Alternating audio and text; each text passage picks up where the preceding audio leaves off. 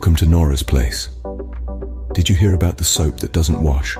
It was a real soap opera, full of dirty secrets. Today we're keeping it clean, but with a twist of fun. We're talking soap making, not your high school chemistry class. Now, enough with the jokes, let's dive into the soapy waters of soap making. To start our soap saga, we'll need a few key players. First up, we have oils. They're the smooth operators of the soap world, providing that luxurious, moisturizing feeling. You can use a mix of oils like olive, coconut, and even avocado. Yes, avocados aren't just for smashing on toast anymore. Next, we have water, the unsung hero.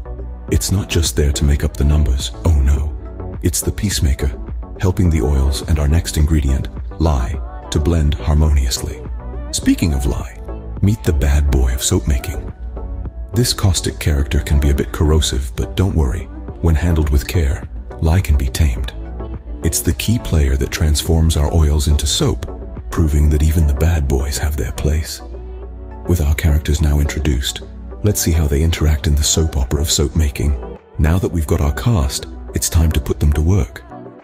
Imagine being in a play where the actors are oils and lye. Sounds unconventional, right? Well, buckle up, because this show is about to get soapy. The first step in our soap making process is a bit like a chemistry experiment. We carefully mix the lye with water. Now, this isn't a moment to reminisce about your high school chemistry class. Lye is a strong alkali and can be dangerous if not handled properly. So, remember to always add lye to the water and not the other way around. It's a bit like dating. You wouldn't want to rush things and end up with a disaster on your hands. Once our lye solution has cooled down, it's time to introduce it to our oils. Imagine this as an arranged marriage, where the lye solution and oils are meeting for the first time.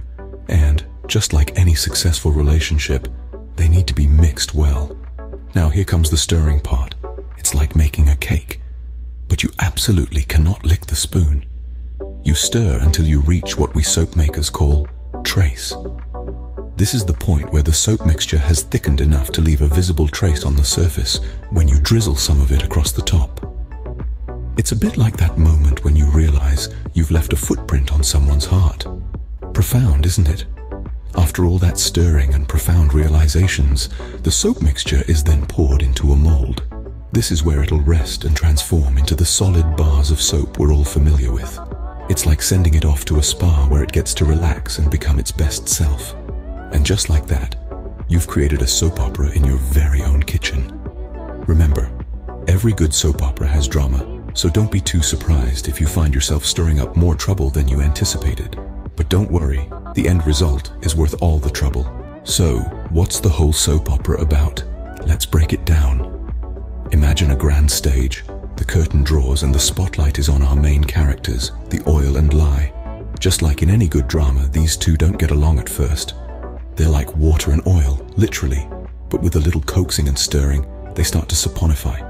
That's a fancy word for turn into soap. Now, the supporting cast enters, the essential oils and additives. They're the comic relief, the plot twist, the unexpected turn of events. They spice up the story, adding their unique aromas and textures. The plot thickens as the mixture is poured into molds.